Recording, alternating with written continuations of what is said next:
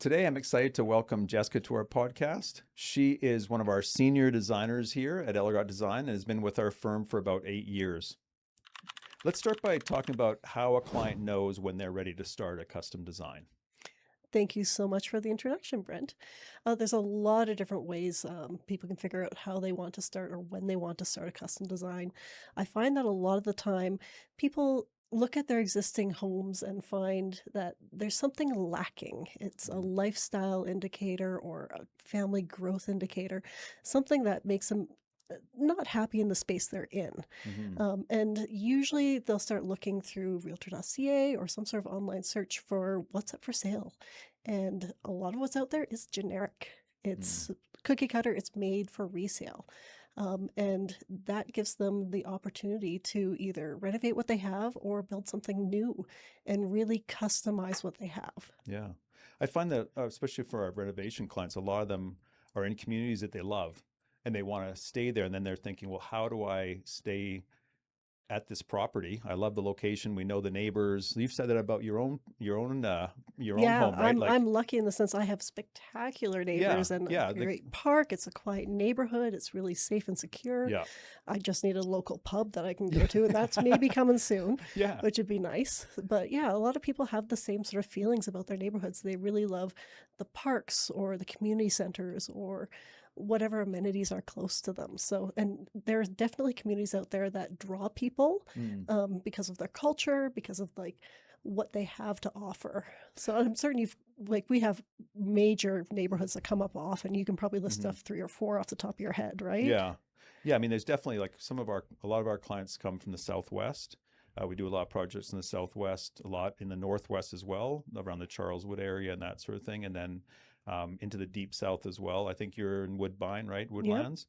There's a lot of renovations happening down there in that sort of area as well.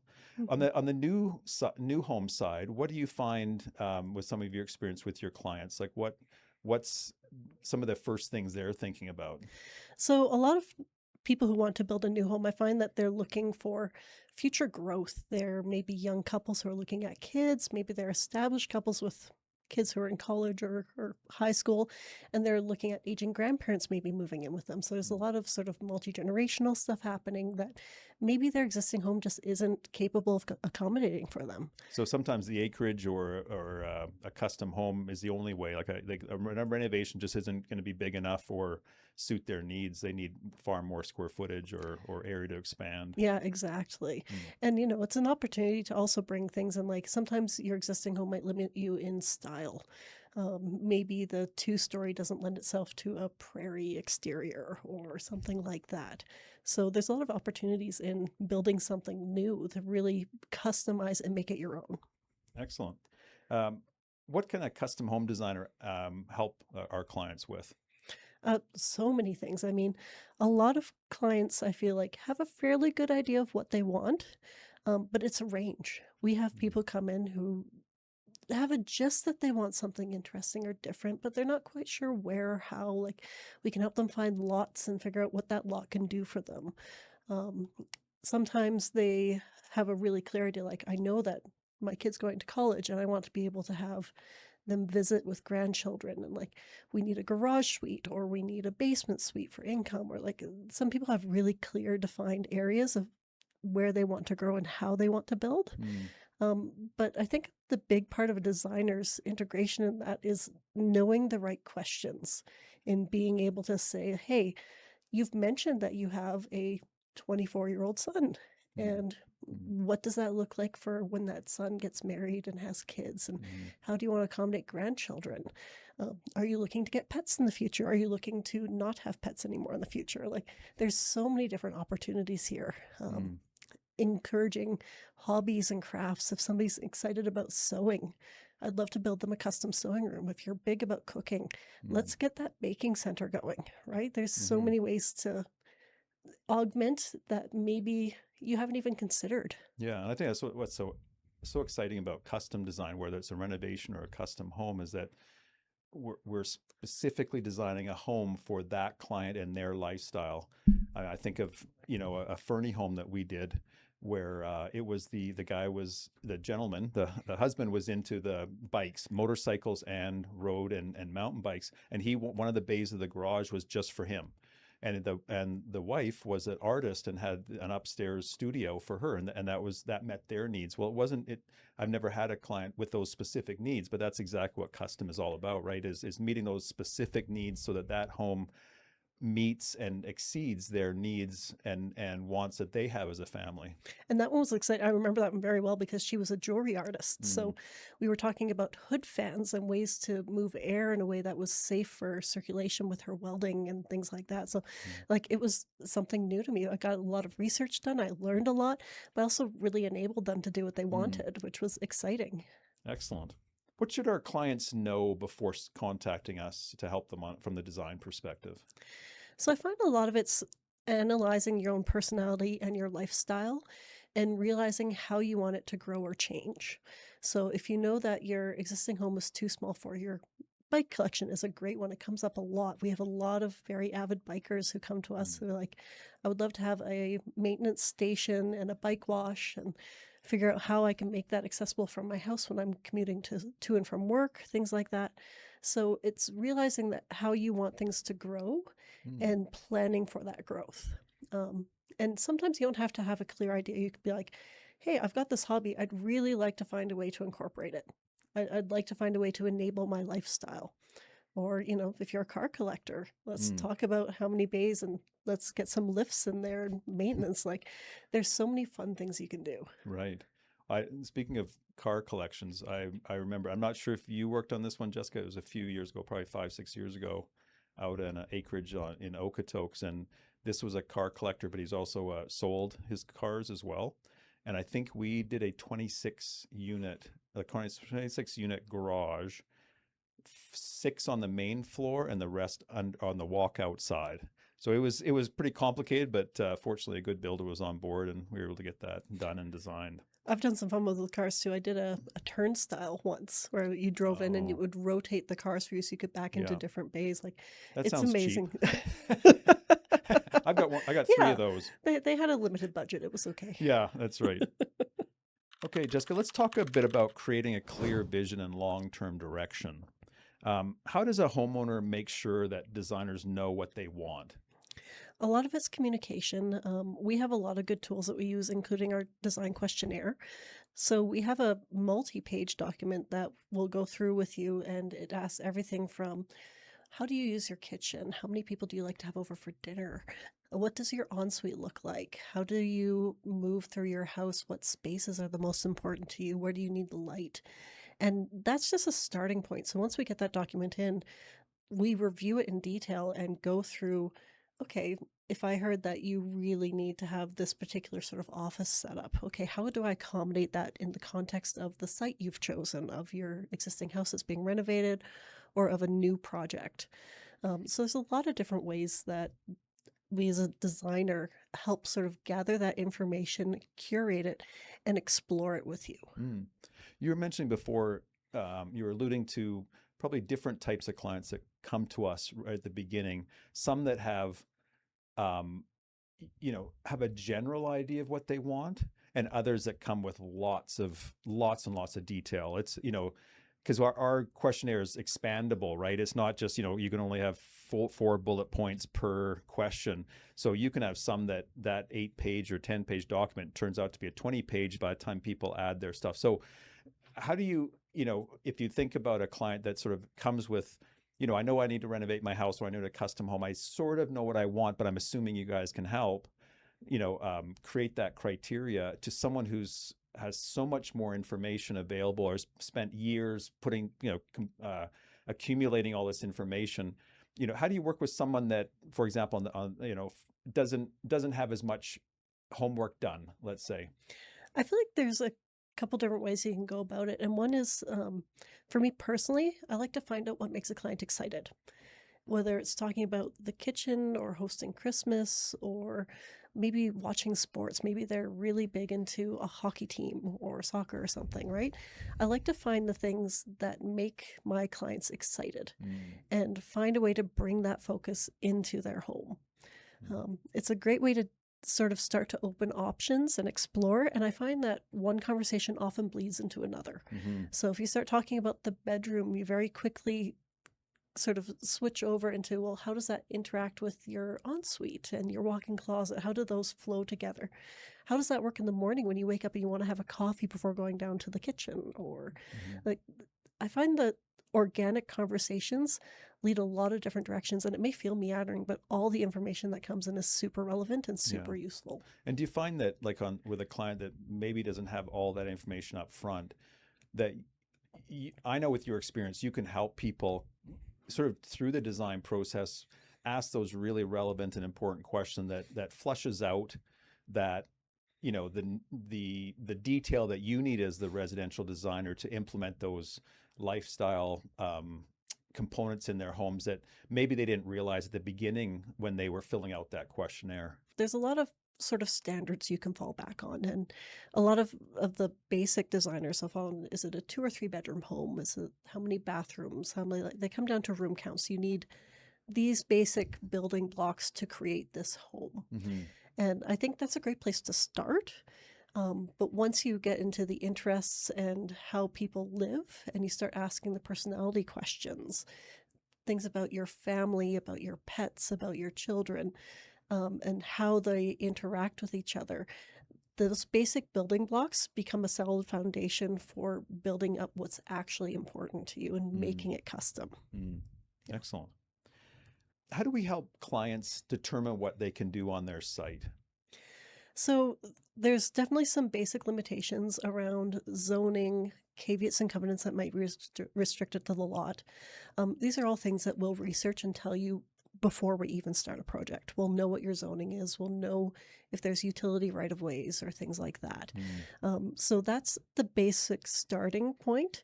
And then we start looking at opportunities. Like, are there certain views we want to take advantage of? Maybe you've got a city view or a mountain view, or maybe there's a beautiful set of trees somewhere. And then also things you don't want to look at. Maybe the next door neighbor's got a really ugly garbage bin. Mm. How do we minimize those and take advantage of the site? Mhm. I always look at solar gain. So, where does the sun rise and set on your lot? Where's the best light coming from? Yeah. And then there's basic things like access, like where's the garage going to be located and how does that interact with the house connection? Mhm. So there's a lot of different ways we can sort of start building out opportunities and ideas around a lot. Excellent. Why is being upfront about budget critical for a successful project? So the budget is very much the framework of what's possible. And if you're realistic about your budgets, it makes it very easy for me as a designer to build within that framework. Mm. If I don't have that framework, I can dream like crazy. I can come up with the most incredible ideas and you'll fall in love with them. And when you can't afford them, it will break your heart. And it Mm. breaks my heart too, Mm. because I like to enable and dream and create these beautiful spaces. So, having that budget right off the get go, knowing what you're getting into, and having partners that can help enable that and find ways to work with it is really important. And when you say partners, are you alluding to a builder, for example? Builders and interior designers, Mm. absolutely both. Yeah, good point. They've got incredible resources behind them. I can do a very approximate idea of what costing might be, but I'm nowhere near as accurate as a builder is. Right. And then interior designers have a lot of control over, you can get a tile that's $15 a square foot or $5 a square foot. And when you have 1,000 square feet, that money adds up really Mhm. quickly. And hundreds of items that have, you know, 50% difference in cost. That makes a huge difference in a budget of a construction or a construction of a home. Well, and we're not even talking about the opportunities of established partnerships, Mm. right?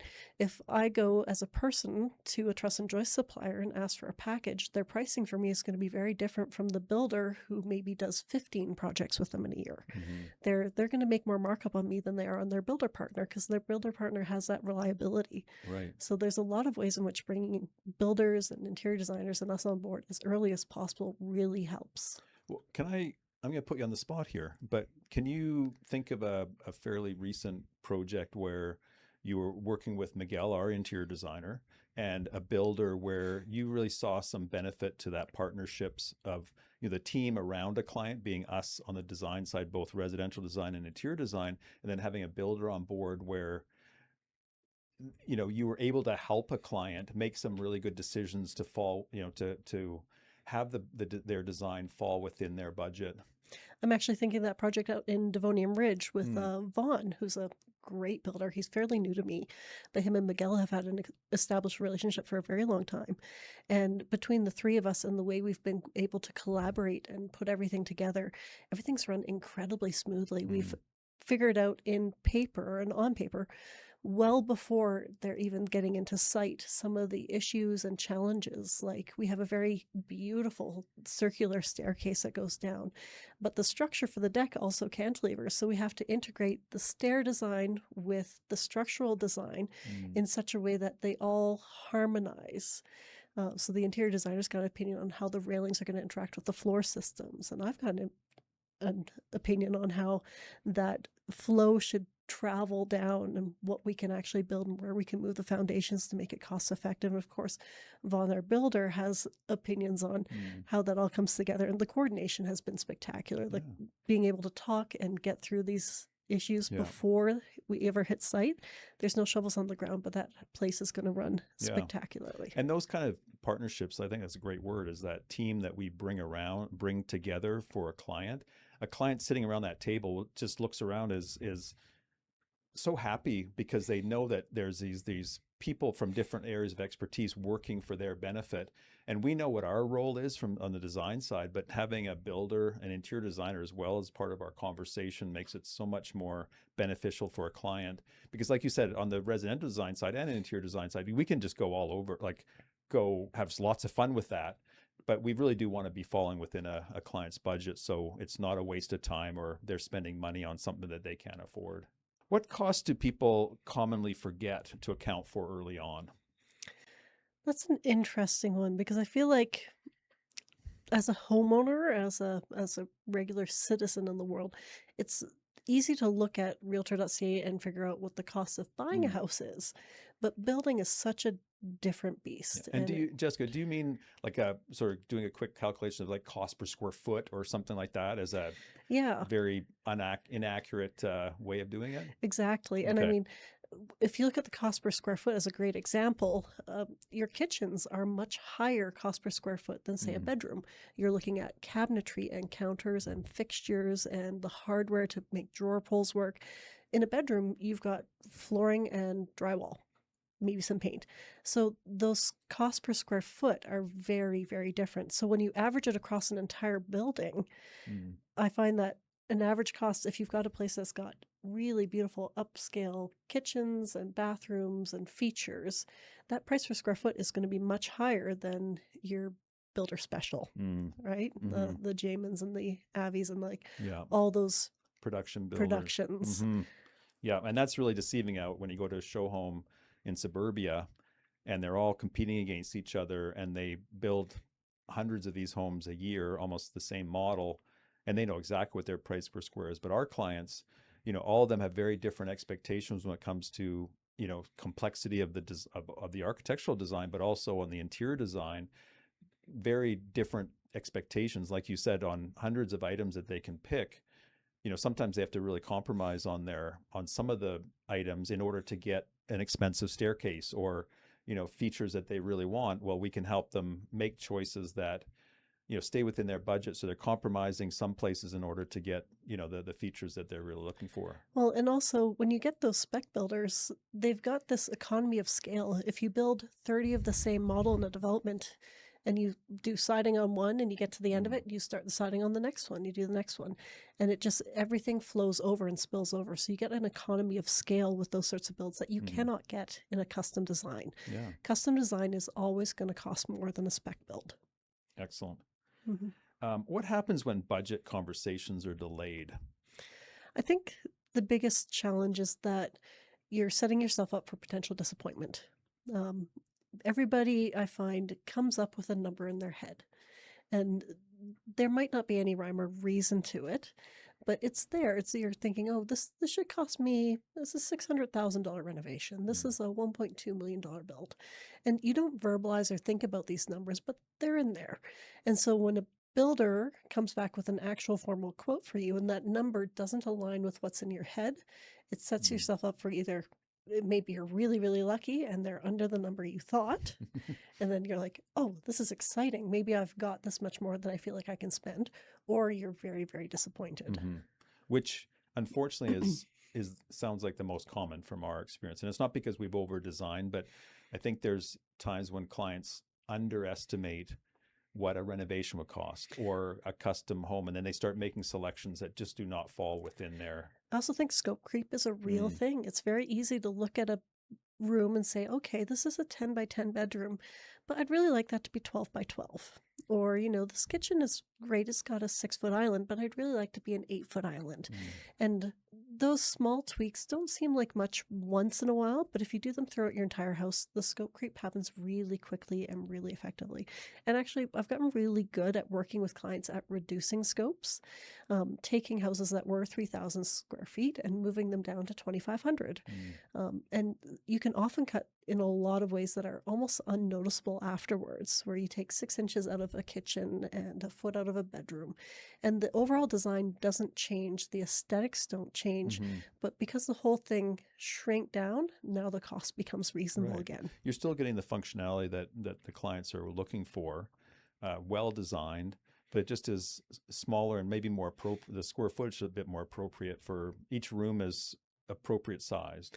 Well, and the other side of that is if you can not have these massive rooms, sometimes what you can do is jewel box them, Mm. right? You can do higher end finishings, right? If I don't have a 20 by 20 great room, if I have a 12 foot by 16 foot great room, well, all that extra square footage money I saved maybe can go into putting a really nice higher end hardwood floor Mm. or Hmm. finishings or light fixtures.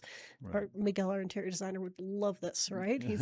He would rather have those beautiful, luxurious, really comfortable fittings than huge cavernous spaces, and I Hmm. think most people Hmm. would agree. Jessica, who should be involved at the very beginning of a project? I mean, I'm biased, but designers first always. It's going to give you a lot more flexibility in who joins your team in the future. So, a designer will help set you up to be able to interview multiple builders, figure out who's got the best personality fit, who's got the best price point, who's going to create the best product for you.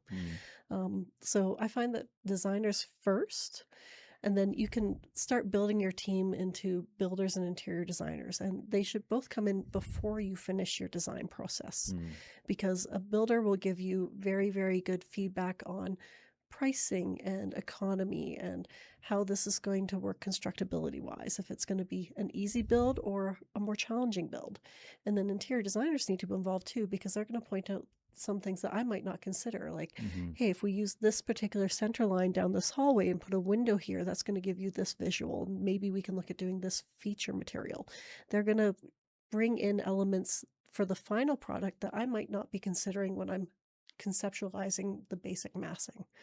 So I like to bring them both in as soon as possible, but Hmm. designers always first. Yeah. What issues arise when the wrong professionals are missing or hired too late? Uh, it's mostly missed opportunities. Mm. It's the interior designer doesn't point out that a skylight's going to highlight this particular area and bring natural light through. It's the builder not realizing that, hey, if we use this mechanical system, we can minimize these bulkheads. Mm. It's a lot of sort of expertise that I have a lot of, but I'm not keyed in on the same level as somebody who's actually building it. Right. So any designer has a lot of experience in a broad range of Hmm. stuff. We have Hmm. mechanical, we have electrical, we have structural, we have design. We need to know about window packages and finishings. We need to know how decks are supported.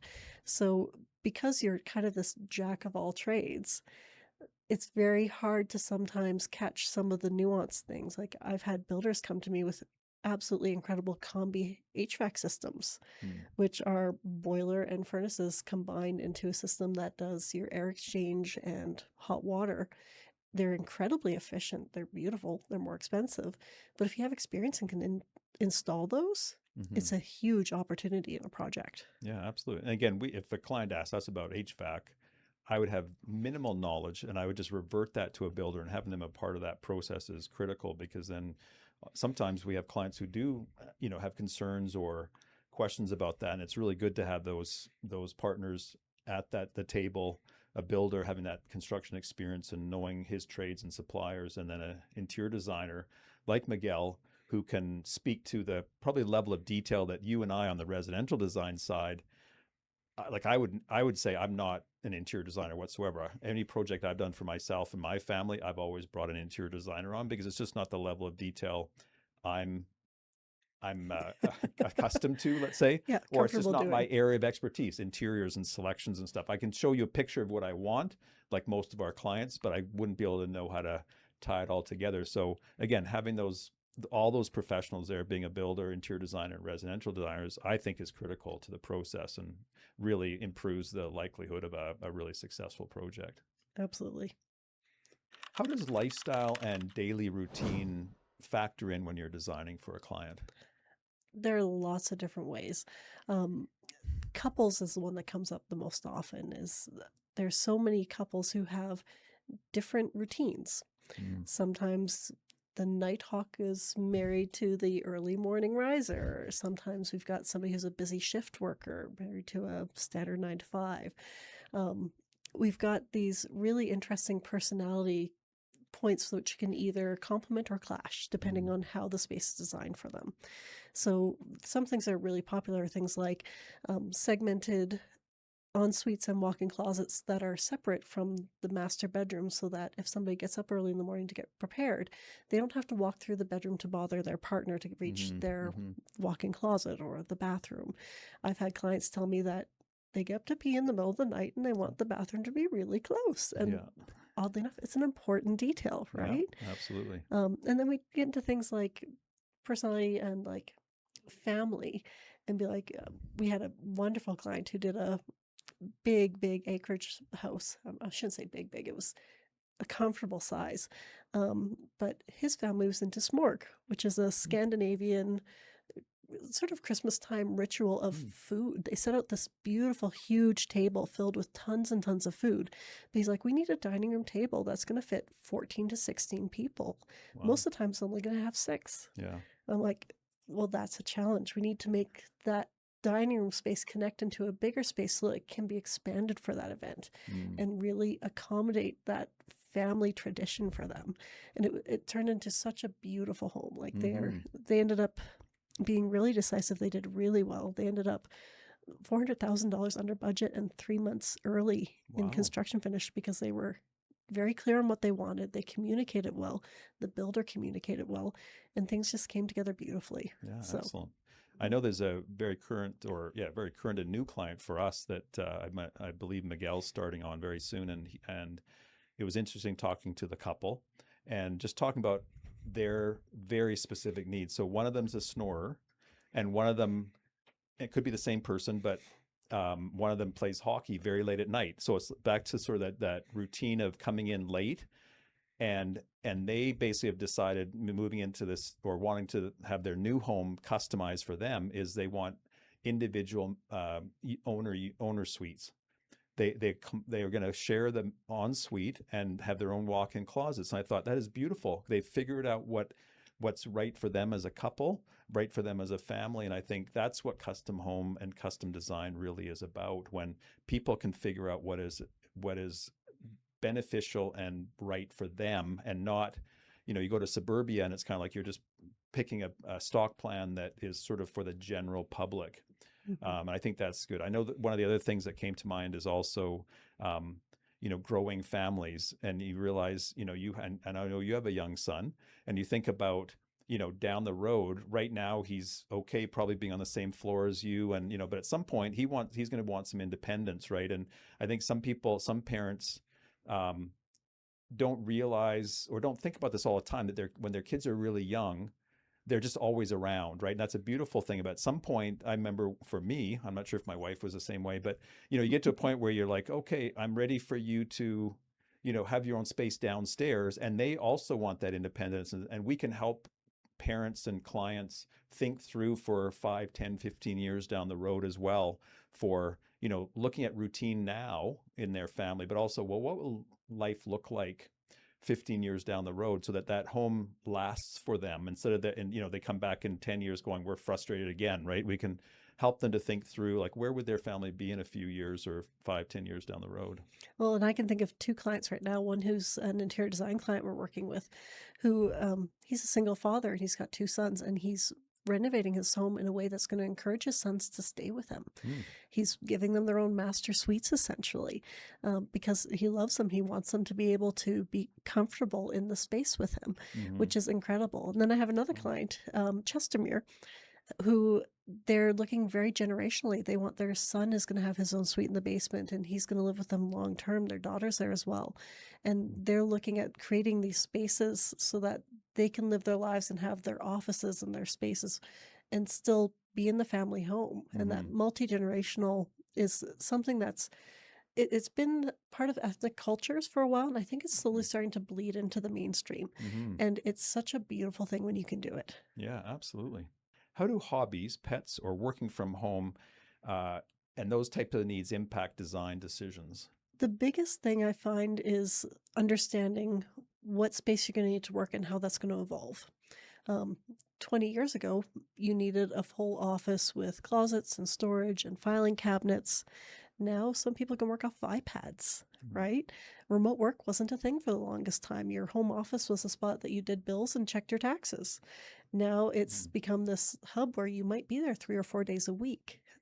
So the idea of an office and work from home space is ever evolving. So these spaces need to be flexible and need to evolve with you with your job. And then I guess with pets, I find that it really depends on what kind of a pet person you are. I unfortunately haven't had many clients who are big bird fans, so I Hmm. don't get many parrot accommodation requests. But man, do I ever get a lot of dog doors and cat spaces, and the number of like I've done some beautiful window benches where like we have to have a window bench by the front door because Pooch likes to sit here and watch us when we come, Yeah. right?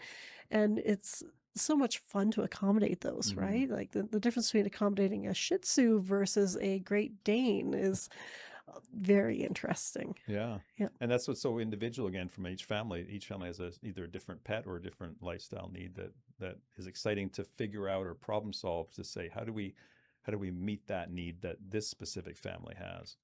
Mm. Jessica, with all your years of experience, what does a strong client designer communication actually look like to you? So your designer should always communicate in your preferred method. I have some clients who send me text messages every day. I have some clients who only go by email. I have others who call me regularly. And I kind of tailor my communication based on the Mm. client I'm with. There is one fallback though. I always finish meetings with a follow up email that summarizes all the points. I find that having that written documentation of what we talked about, a summarization to make sure that I understood fully what you told me. And then the action items, I'm going to do A, B, C, and I need you to do these Hmm. things in order for this design to move smoothly onto the next stage. I like to keep momentum going. So there's always going to be something that needs to happen or some promise of when we're going to be next, what's going to happen. I'm going to touch base with you in a week and a half to set up our next meeting. I'm going to be working on this in the meantime. Right.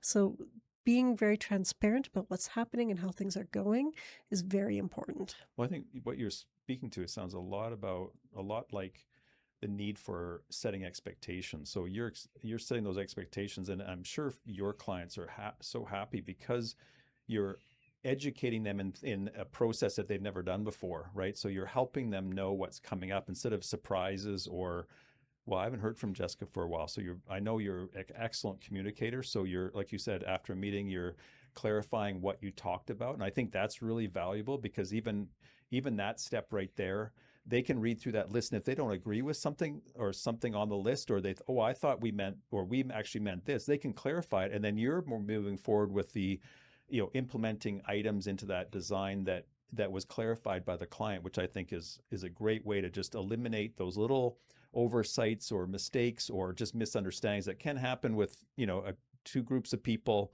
seeing things from a slightly different perspective. Yeah. And I find the pacing of projects really is different throughout the life of that lifespan of that project.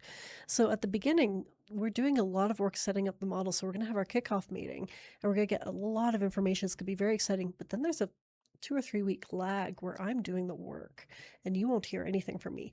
But it is, I set the expectation that that's time I'm actually physically working on the drawings, and then things revise and get going and you get faster and faster until you sign off, and then we go into permits. Mm. And once you're permitting, the city or municipality or whoever's authorizing or looking over the drawings, sometimes it feels like a black hole. It goes into them and it stays there for a month, 2 months, and you hear nothing. Mm-hmm. And part of my job is making sure that I'm touching base with the city every couple weeks, just be like, was there anything missing? Do we need anything else? And letting you know that, hey, at this point, we haven't heard anything. You're probably going to hear it at this point in time. So having that expectation, you're right, is very important. Why do you think vulnerability and honesty is so important during the design process? I'm not a mind reader, unfortunately. I would love to figure out that you really, really want to have this particular hanging plant in a corner, but if you never tell me, I can't, Mm-hmm. right? Yeah. So being able and open about what it is you need or want. And I've had some very, very interesting conversations with clients before about personal preferences, things they need. I know when a client wants to sleep on this side of the bed because she's worried somebody's going to break into the house and her husband has to be in the way, Mm-hmm. right? Mm-hmm. We've had talks about like, oh, we need to make sure that sound dampening's in certain rooms for certain Mm-hmm. bodily functions, and right, right, certain activities, yeah. but the trick is like the more I know, Mm. the more I can accommodate those things. Yeah. And I'm not a doctor. I don't have a vow of secrecy or anything here, but I'm not going to share that, right? Yeah. I'm not. Yeah, exactly. I'm just going to accommodate in ways that make it make Mhm. sense. Yeah. And again, I think those are the things, like when a client feels vulnerable and in a relationship with a designer that they feel they can be comfortable with, you and I as residential designers can design a much better home because they're giving us that information, or we're able to ask them those kind of questions just to bring out those items or components that, maybe would have been lost or not implemented or thought of if we don't feel like we can ask those harder questions, or they don't feel like they can communicate with us in that really honest and upfront way, that in the end, like a year or two later, they're going to be so happy we asked those questions, or they were able to share that side of their lifestyle that we want to implement, because it's your home. We want it to meet all those needs that you have that maybe your other house didn't have, and you can't wait to move in because of all those features and things that we're happy to implement. Why do you think that the timing of a decision matters so much when you're working with a client? So being able to make clear and decisive choices will end up percolating through your entire design. It's the difference between design going from 3 months to 6 or 8 months. It's the difference between knowing the structure of a building is going to run this way versus another. The longer those questions remain unanswered, the more work we have to put in to accommodate changes in the future. So I feel like the more decisive you can be, the more efficient and more economical your project's going to run. What happens when a client is not as decisive? How can you help them either make a critical decision in a timely manner, or maybe you need to give them some time to make that decision, maybe move on to other parts of the house? I wish I could make them be like, you make this decision now, but it doesn't quite work that way. A lot of the ways I do that is every decision comes down to choices, right? And there's always choices that are better for one thing versus another. Some choices may be better for the aesthetic version. Some choices might be better cost wise. Some choices might be better at enabling a lifestyle. And the big trick for a homeowner is realizing what it is that's important to you. Is the way a project looks king? Do you want to have that magazine worthy exterior? Do you want to really be able to afford it? It's that old joke that's like quick, fast, cheap, pick two, right? Yeah. So we would love to be fast all the time, but I will pick good and cost effective first. If it takes me more time to get you there, I would rather have those two things than be fast. How can clients prepare to make decisions confidently and on time? A lot of it's knowing your preferences and your priorities. That if you're a car person, that the garage has got a strong, it has to have these features. Or if you're a kitchen person, we need to have these appliances or these Mm, accommodations. mm. Um, Understanding your priorities will help you make decisions based on them. I know a situation came up. I'm guessing about 6 months ago, and I know it was on a project you and Miguel were working on. And I remember a client was having a difficulty making a decision. I remember hearing from either yourself or Miguel just giving me some feedback on that meeting. And I remember one of you told me that, you both spent time talking about that issue. Let's just say it was an ensuite, and you both worked together to give them the best solution, and then you were able to tell them why it was the best solution. And I remember you guys coming out of there feeling like, not it wasn't just about convincing a client. It was basically, you obviously had done such a great job with that client and you'd gained their confidence. And when you were able to explain the design, um, the reason for that design, and how you guys came to that conclusion that this was best ensuite, the client was able to just go, yeah, thank you. I'm looking to you guys as the experts to show us some solutions. And it wasn't just, you should like this because we're the designers. It was, let us explain it to you. Let us give you that logic behind the reason why we designed it this way.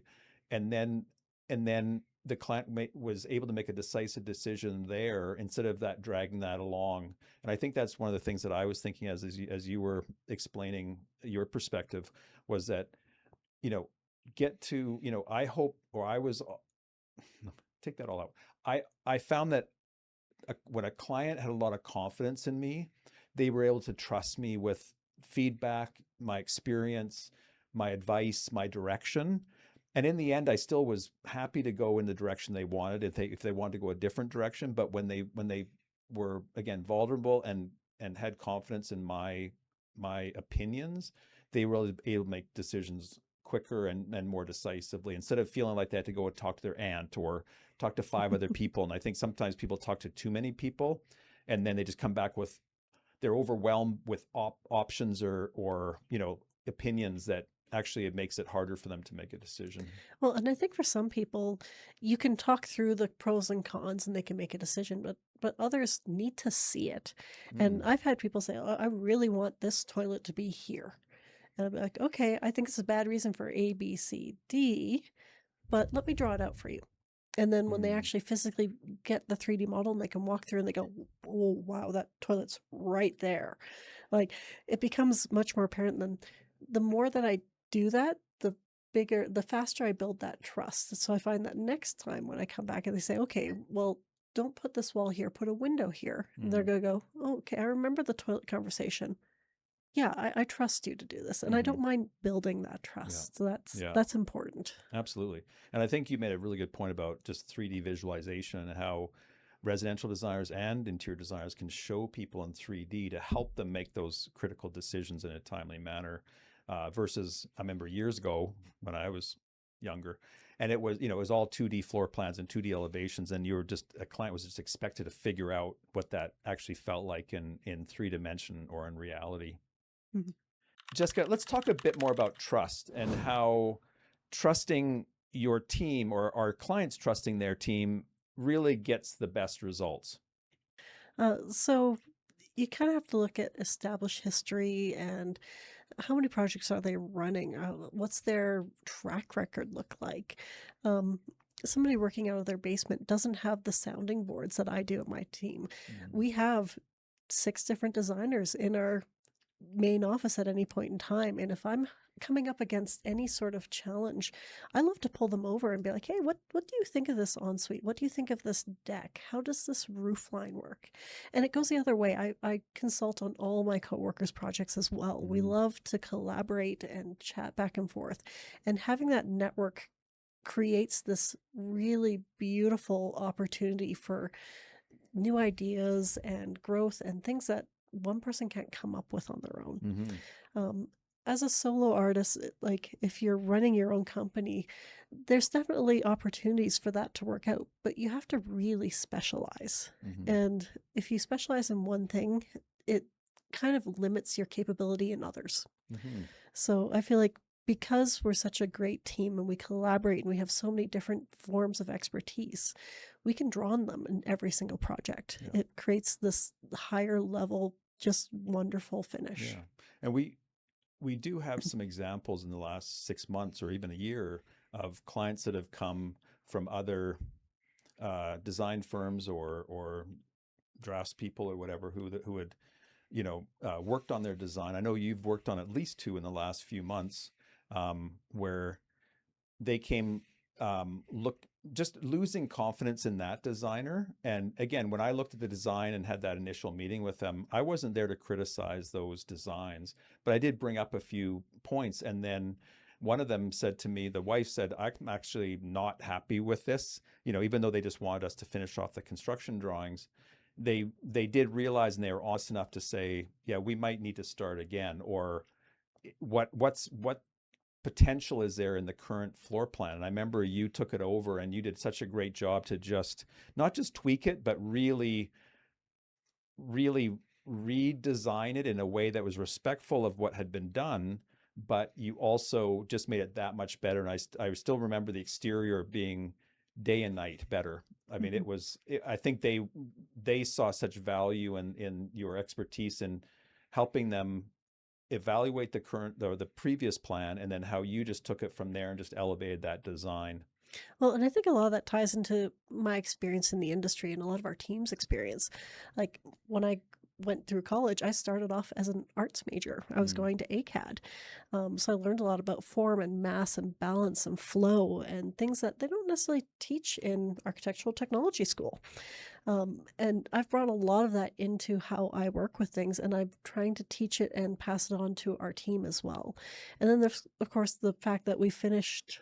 Oh, I've probably done 400 or 500 projects in my career now. Like it's a huge amount of projects, but when you get to walk through those and you realize that, like, okay, a 3 foot hallway is a little tight, right? But a three mm, foot six feels comfortable. A 5 foot hallway is huge. You can carry laundry baskets past each other.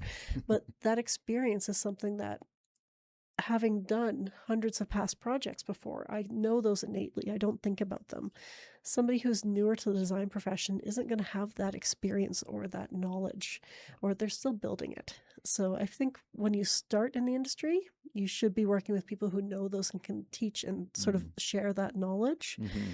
And then it's eventually get to the point where you're established and you know it innately. So Yeah. a lot of things I do now, I do almost without thinking. Mm-hmm. But I know that when you walk into that space, it's going to feel a certain way. Right. There's a high level of intuition when we get to our years of experience. Like Yep. we've worked with so many different types of clients, different types of projects, and each of those factors just creates, a higher level of um, complexity, I guess. And I think Mhm. that's part of our job, is to get to know each individual personally versus just saying, oh, you are a client and you want a renovation, so it must be this result. And it's like, no, every client of ours just has such different needs and wants, and it's our role to listen intently and then ask really good questions and give solutions that we feel really meet those needs. And that's what I think clients value in our team and in our experience. How can design and building teams actually help clients save money? So that interaction really helps in streamlining process and flow and setting up timelines so they move faster. Um, a great example is I was talking to a client about windows the other day, and we had recently talked with Lux, who's one of the higher end projects or suppliers in Calgary, and they've recently brought in a new line, and it's beautiful. Based out, the technology is all based out of Europe, and it's Mm, a lovely product, but they've also matched it so that their regular profiles match, so you mm, can mix and match your product lines. Um, Me knowing that and working with the interior designer on the window sizes and how those are going to tie in with their details and like electric blinds and things like that. Being able to know that information up front, plan it and put it on the drawings right away, streamlines, makes everything run much smoother. Mm-hmm. And it will save you money in the long run because I will check that window supply package and make sure the sizing's correct, that the operations are correct, that the way it's going to work with that room and airflow is going to work with the interior designs and the construction, that the headers for the builder are going to be the proper span and length, and there's enough room in the ceilings. There's so many interacting points, Mm-hmm. and we think about these every day. It's our bread and butter. Right. So, Excellent. yeah. What do you think the most successful projects have in common? Most successful projects are led by homeowners or clients who know what they want, who have a vision, and can make decisions quickly. I find that the more you know what you want, the better you're capable of making fast, effective, and really well informed decisions. What can a client do right at the beginning before they even contact us to write down or almost create a document that would help them later on to answer some of those questions that you were talking about, where the you know, understanding what their goals are or that sort of thing, to flesh that out as much as they can as a couple, maybe to sit down in front of a Word document or something. Yeah. I mean, a big thing is look at your retirement planning. Everybody thinks about what they want to do when they retire. Do they want to travel? Do they want to have certain hobbies? Like, how does that affect how you save for retirement, right? Your house is not much different, right? You have an idea of how you want to live as you age, as you get older, as your career evolves or changes, as family members come in or move out. Those are the sorts of things you need to think about when you're planning how you want your home to work with you. Excellent. If you could give one piece of advice to someone just starting a project, what would it be? Trust your team, find the right team and trust them. They will pay you back in spades over and over again with their expertise and their effort. Your team is going to make or break your project. Awesome. I agree with you 100%. Thank you very much. Thanks, Jessica, for this great conversation, and thank you for joining us. I hope this conversation has been helpful for you and gives you some insight into ways that you can make your project more successful. If you have any questions or want to contact us, please reach us via our office number at 403-242-2704. Or go to our website at beginwithdesign.com. We look forward to hearing from you, and thanks again for joining us, and we will see you next time.